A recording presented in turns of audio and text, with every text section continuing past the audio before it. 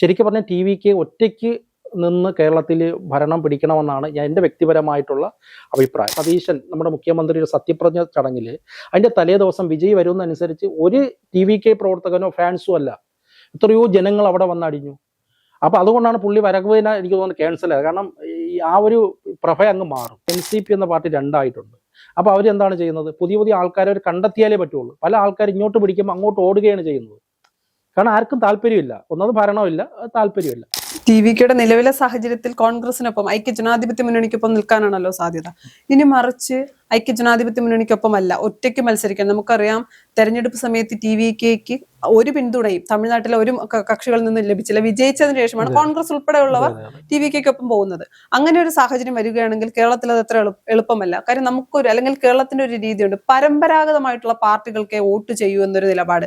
ഇപ്പൊ കോൺഗ്രസിന്റെ അല്ലെങ്കിൽ കോൺഗ്രസിന്റെ സ്ഥാനാർത്ഥിയാണ് എങ്കിൽ കൈ കണ്ടാൽ വോട്ട് ചെയ്യുന്നവരും, മറിച്ച് അവിടെ CMBയുടെയോ RSPയുടെയോ ആണെങ്കിൽ വോട്ട് ചെയ്യാത്ത വോട്ടർമാരുള്ള സ്ഥലമാണ് കേരളം എന്ന് പറയുന്നത്. അങ്ങനെ ഒരു സ്ഥലത്ത് ഒറ്റയ്ക്ക് നിൽക്കേണ്ട ഒരു സാഹചര്യം ഉണ്ടായാൽ അത് TVKക്ക് വലിയ തിരിച്ചടിയാകില്ലേ? ഒരു തിരിച്ചടിയുമില്ല. കാരണം ഞാൻ NCP എടുത്ത് പറഞ്ഞാൽ അതിനകത്ത് വന്ന ഒരാളായതുകൊണ്ടാണ്. NCPയുടെ ചിഹ്നം എന്താണ്? ആദ്യം ക്ലോക്കായിരുന്നു, ടൈം പീസ് ആയിരുന്നു, അത് കഴിഞ്ഞ കുഴലൂത്ത് എന്നുള്ള ചിഹ്നമായിരുന്നു. പക്ഷെ അതിനകത്ത് ആൾക്കാർ LDFന്റെ ഭാഗമായിട്ട് നിന്നിട്ട് ആൾക്കാർ അത് വോട്ട് ചെയ്ത ചിഹ്നമല്ല ഇതിനകത്ത് പ്രശ്നം. നമ്മൾ മുന്നോട്ട് വയ്ക്കുന്ന ആശയം. ശരിക്കും പറഞ്ഞാൽ TVK ഒറ്റയ്ക്ക് നിന്ന് കേരളത്തിൽ ഭരണം പിടിക്കണമെന്നാണ് എൻ്റെ വ്യക്തിപരമായിട്ടുള്ള അഭിപ്രായം. കാരണം തമിഴ്നാട് 38-39 ജില്ലകളുള്ളൊരു സ്ഥലമാണ്. നമ്മുടെ ജില്ല 14 ഉള്ളൂ. അപ്പം തമിഴ്നാടിൻ്റെ ഉള്ളതിൻ്റെ ഒരു 1/4% സ്ഥലം മാത്രമേ നമ്മുടെ കേരളത്തിലുള്ളൂ. നമ്മൾ ഈ ആശയങ്ങൾ അല്ലെങ്കിൽ ഈ കാര്യങ്ങൾ മുന്നോട്ട് വെച്ചും ജനങ്ങളുടെ ഇടയിൽ ഇറങ്ങിയാൽ, പണ്ടത്തെ കാലമല്ല, നമുക്കറിയാം ഒരു രാഷ്ട്രീയ പാർട്ടിയെ മാത്രം വിശ്വസിച്ച് നിൽക്കുന്ന ആൾക്കാരല്ല കേരളത്തിലെ ജനങ്ങൾ. കാരണം 5 വർഷം കോൺഗ്രസ് എങ്കിൽ 5 വർഷം CPM, അല്ലെങ്കിൽ അടുത്ത 5 വർഷം. ഇപ്പം ഈ കഴിഞ്ഞ പ്രാവശ്യം പിണറായി സർക്കാർ മാത്രമാണ് 10 വർഷം ഇരുന്നത്. അപ്പോൾ ഇതിൻ്റെ ഇടയിൽ നിൽക്കുന്ന ഒരു കൂട്ടം ജനങ്ങളുണ്ട്. അവരാണ് തീരുമാനിക്കുന്നത് ആര് വേണമെന്ന്, രാഷ്ട്രീയ വോട്ടുകളല്ല. അപ്പോൾ ആ കാലം മാറി. ഇപ്പോൾ യുവജനങ്ങളും മറ്റുള്ളവരൊക്കെ പണ്ടത്തെ മാതിരി അന്ധമായ രാഷ്ട്രീയം കൊണ്ട് നടക്കുന്ന ആൾക്കാരല്ല. നമുക്കറിയാം കണ്ണൂർ പണ്ട് എന്തായിരുന്ന അവസ്ഥ, ഇന്ന് അതൊക്കെ മാറിയില്ലേ? അപ്പം നാളെ ഇത് മാറ്റം വരും. TVK എന്ന് പറയുന്ന ഇപ്പോൾ കേരളത്തെ സംബന്ധിച്ചിടത്തോളം 3ാമത് അല്ലെങ്കിൽ 4ാമതൊരു ഓപ്ഷൻ ഇല്ല. ഒന്നീ കോൺഗ്രസ് അല്ലെങ്കിൽ CPM അല്ലെങ്കിൽ BJP. ഇത് വേറൊരു ഓപ്ഷനായിട്ട്, വേറൊരു ആശയമായിട്ട് ഒരു പാർട്ടി വരുമ്പോൾ തീർച്ചയായിട്ടും അവർ സ്വീകരിക്കും. ഇപ്പോൾ NCP അല്ലെങ്കിൽ അതിനൊക്കെ മറ്റേ കേരള കോൺഗ്രസ് അങ്ങനെയുള്ള പാർട്ടികൾക്ക് സംഭവിക്കുന്നതാണ്, അവർ ഒതുങ്ങിപ്പോവുകയാണ് ചെയ്യുന്നത്. ഇപ്പോൾ NCP ഇപ്പോൾ 2ആയി, ഇപ്പോൾ ഇനി പിളർന്ന് ഇപ്പോൾ 2ആയി. ഒന്ന് PC ചാക്കോ സാറിൻ്റെയും മറ്റേ തോമസ് കെ തോമസിൻ്റെയും. ഇനി ആകെ 10 പേരുണ്ട്. ഈ 5 ആയിട്ട് എന്ത് ചെയ്യാൻ പറ്റും? ഒന്നും ചെയ്യാൻ പറ്റില്ല.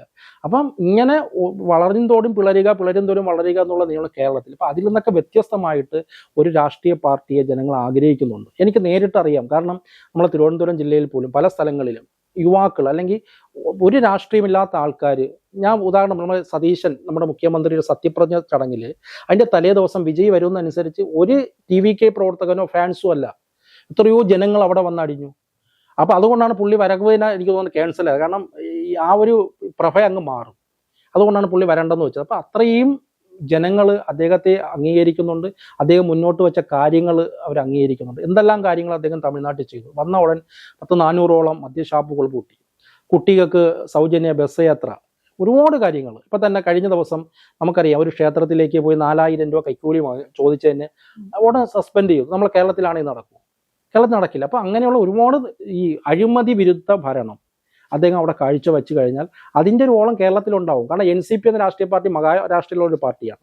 അത് കേരളത്തിൽ വളരെ സജീവമാണ്. PC ചാക്കോ വന്ന സമയത്ത് എനിക്ക് തോന്നുന്നു 1000-2000ഓളം പേരെ വെച്ചുകൊണ്ട് തിരുവനന്തപുരം എറണാകുളത്ത് ഒരു വലിയൊരു പരിപാടി വെച്ചു. പക്ഷെ ഇന്നത് നടക്കില്ല. കാരണം എന്താണ്? മടുത്തു, ആൾക്കാർ മടുത്തു. കാരണം ഈ രാഷ്ട്രീയം എല്ലാം മടുത്തു. കാരണം ഇപ്പോൾ വേറൊരു ഓപ്ഷൻ കിട്ടിക്കഴിഞ്ഞാൽ അവർ തീർച്ചയായിട്ടും അത് അംഗീകരിക്കും. ഇപ്പോൾ വിജയ് മുന്നോട്ട് വയ്ക്കുന്ന ആശയങ്ങൾ, അതേ യുവാക്കളുടെ ഇടയിൽ ഉണ്ടാകുന്ന ഒരു സ്റ്റാർ വാല്യൂ ഉണ്ട്. അപ്പോൾ ഇതെല്ലാം ഉൾക്കൊണ്ടുകൊണ്ട് കേരളത്തിൽ നല്ലൊരു മാറ്റം വരും കാലങ്ങളിൽ ഉണ്ടാകും. ഇപ്പോൾ തുടങ്ങിയതല്ലേ ഉള്ളൂ. നമ്മളൊരു 2-3 വർഷം കഴിയുമ്പോഴേ ഇതിൻ്റെ ഒരു എഫക്റ്റ് നമുക്ക് മനസ്സിലാവും. ഇപ്പോൾ കേരളത്തിലൊരു പാർട്ടി വരുമ്പോൾ ശരിക്കും ഏതൊരു പാർട്ടി ആയാലും നമ്മൾ ഒന്നേന്ന് ആൾക്കാരെ കണ്ടെത്തുക. ഇപ്പം ഞാൻ ഉദാഹരണം പറയാം, ഇപ്പോൾ NCP എന്ന പാർട്ടി രണ്ടായിട്ടുണ്ട്. അപ്പോൾ അവരെന്താണ് ചെയ്യുന്നത്? പുതിയ പുതിയ ആൾക്കാരെ അവർ കണ്ടെത്തിയാലേ പറ്റുള്ളൂ. പല ആൾക്കാർ ഇങ്ങോട്ട് പിടിക്കുമ്പോൾ അങ്ങോട്ട് ഓടുകയാണ് ചെയ്യുന്നത്. കാരണം ആർക്കും താല്പര്യമില്ല, ഒന്നത് ഭരണമില്ല, താല്പര്യമില്ല.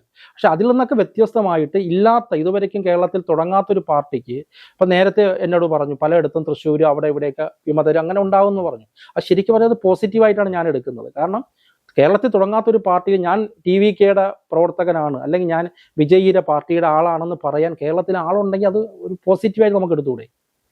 മറ്റൊരു പാർട്ടിക്ക് ആൾ കിട്ടാതെ അവർ അങ്ങോട്ട് വിളിക്കുകയാണ്. ഇപ്പോൾ ഏതൊരു രാഷ്ട്രീയ പാർട്ടി ആയാലും, കേരള കോൺഗ്രസ് ആയാലും ഏത് പാർട്ടി ആയാലും, അവർ ആൾക്കാരെ ചാക്കിട്ട് പിടിക്കാൻ നിൽക്കുകയാണ്. ഭരണമില്ലാത്ത പാർട്ടി, കേരളത്തിൽ പ്രവർത്തനം ഇല്ലാത്തൊരു പാർട്ടി, പ്രവർത്തനം തുടങ്ങാത്തൊരു പാർട്ടിയിൽ ഓരോരുത്തർ പറയുകയാണ് ഞാനാണ് TVKയുടെ കേരളത്തിലെ നേതാവ് എന്ന് പറഞ്ഞ് വരുന്നെങ്കിൽ നമ്മൾ അവരെ അംഗീകരിക്കണം, അവരെ മാറ്റി നിർത്തിയല്ല ചെയ്യേണ്ടത്.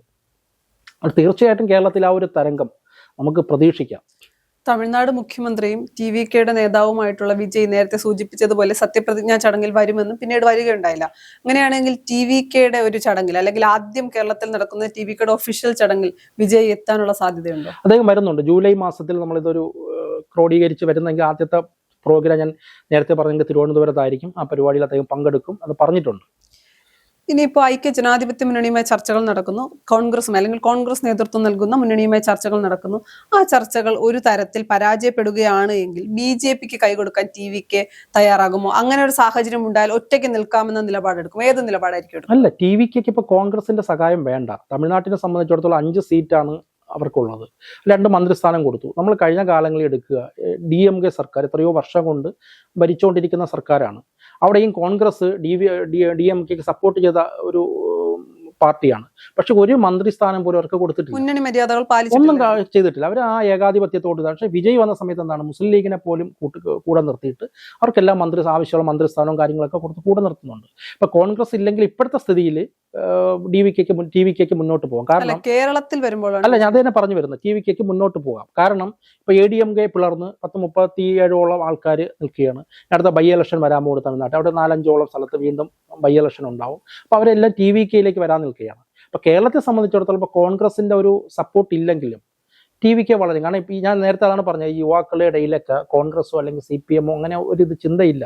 ഇത് ഒറ്റക്കക്ഷിയായിട്ട് നിന്ന് പോകുന്നതായിരിക്കും ഇതിന്റെ മുന്നോട്ടുള്ള ഭാവിക്ക് ഏറ്റവും നല്ലത്. പിന്നെ ഇപ്പൊ ഭരിക്കുന്ന പാർട്ടിയാണ്. ഇപ്പൊ ഉദാഹരണത്തിന് ഇപ്പം TVKയെ സംബന്ധിച്ചുള്ള CPMന്റെ സപ്പോർട്ടുണ്ട് തമിഴ്നാട്ടിൽ. CPM CPI ഉൾപ്പെടെയുള്ള പാർട്ടികൾ സപ്പോർട്ട്, അവരൊക്കെ അംഗീകാരത്തോടു കൂടിയാണ് ഇപ്പോൾ അവിടെ ഭരിക്കുന്നത്. അപ്പം അതുകൊണ്ട് അതൊരു വിഷയമല്ല. TVK ശരിക്കും പറഞ്ഞാൽ ഒറ്റക്കക്ഷിയായിട്ട് നിന്നിട്ട് കേരളത്തിൽ അവരെ പ്രവർത്തനം കാഴ്ചവെച്ച് പോകും എന്നായിരിക്കും എൻ്റെ താല്പര്യം. ഇത് ഇനിയിപ്പോൾ നാളെ അത് എങ്ങനെയാകും നമുക്ക് ഇപ്പം ചിന്തിക്കാൻ പറ്റും. കാരണം അതിനൊരു ജനറൽ ബോഡി ഉണ്ട്, ഒരു കമ്മിറ്റി ഉണ്ട്, അവരാണ് അത് തീരുമാനിക്കുന്നത്. അല്ല, ഏതെങ്കിലും തരത്തിൽ BJPക്ക് കൈ കൊടുക്കും? ഒരിക്കലുമില്ല. കാരണം അങ്ങനെയാണെങ്കിൽ ഇതിന് മുമ്പേ ആകാമായിരുന്നു. ഒരുപാട് ഓഫർ വിജയുടെ അടുത്ത് വെച്ചിട്ടുള്ളതാണ് ഇവർ. കാരണം ജനനായകൻ സിനിമ തൊട്ട് എന്തെല്ലാം, ഞാനാണ് നേരത്തെ പറഞ്ഞു, ഇലക്ഷനും തൊട്ട് മുമ്പ് നടന്ന മീറ്റിങ്ങിൽ ഒരു മണിക്കൂർ ഏർപ്പെട്ട ആ പ്രോഗ്രാം എല്ലാം ക്യാൻസൽ ചെയ്തത്. എന്തെല്ലാം കേസുകൾ പുള്ളിക്ക് മേൽ കൊണ്ടുവന്നു. ഈ ജയിക്കുന്നത് വരെ പുള്ളി അവർ മാക്സിമം എന്തെല്ലാം രീതിയിൽ ഉപദ്രവിക്കാൻ പറ്റുമോ അതെല്ലാം ചെയ്തിട്ടുണ്ട്. BJPക്കായിട്ട് കൈ കൊടുക്കണമെങ്കിൽ ഇതിന് മുമ്പേ അദ്ദേഹത്തിന് ചെയ്യാമായിരുന്നു. ഇപ്പൊ 2 വർഷം മാത്രം, അല്ലെങ്കിൽ 2 വയസ്സ് മാത്രമുള്ള TVK ആണ് തമിഴ്നാട്ടിൽ അധികാരത്തിലെത്തുന്നത്. കേരളത്തിൽ ഒറ്റയ്ക്ക് നിന്നാൽ അത്ര എന്തായാലും ഉടനെ തന്നെ, അല്ലെങ്കിൽ തമിഴ്നാട്ടിൽ കാണിച്ച പോലെ ഒരു മാജിക് നടക്കുമെന്ന് എനിക്ക് തോന്നുന്നില്ല. അപ്പൊ കേരളത്തിൽ എന്തായാലും TVK പാർട്ടി തുടങ്ങാൻ ആരംഭിക്കാൻ പോകുന്നു. മറ്റ് ഏതൊക്കെ സംസ്ഥാനങ്ങളാണ് ഇനി അടുത്ത പാർട്ടി എന്തായാലും വളരണമല്ലോ? നമ്മളിപ്പോൾ പ്രധാനമായിട്ട് 4 സ്റ്റേറ്റുകളാണ് ലക്ഷ്യമിട്ടേക്കുന്നത്. ഒന്ന് തമിഴ്നാടുണ്ട്, കേരളം, കർണാടക, ആന്ധ്ര. ഇത്രയും സ്ഥലത്താണ് ആദ്യമായിട്ട് പാർട്ടി തുടങ്ങാൻ പോകുന്നത്. ഇപ്പോൾ കർണാടകയിൽ ഇപ്പോൾ എനിക്ക് തോന്നുന്നു ഈ കേരളത്തിനോടൊപ്പം തന്നെ കർണാടകയിലും എൻ്റെ പ്രവർത്തനം തുടങ്ങാനുള്ള ചാൻസ് ഉണ്ട്.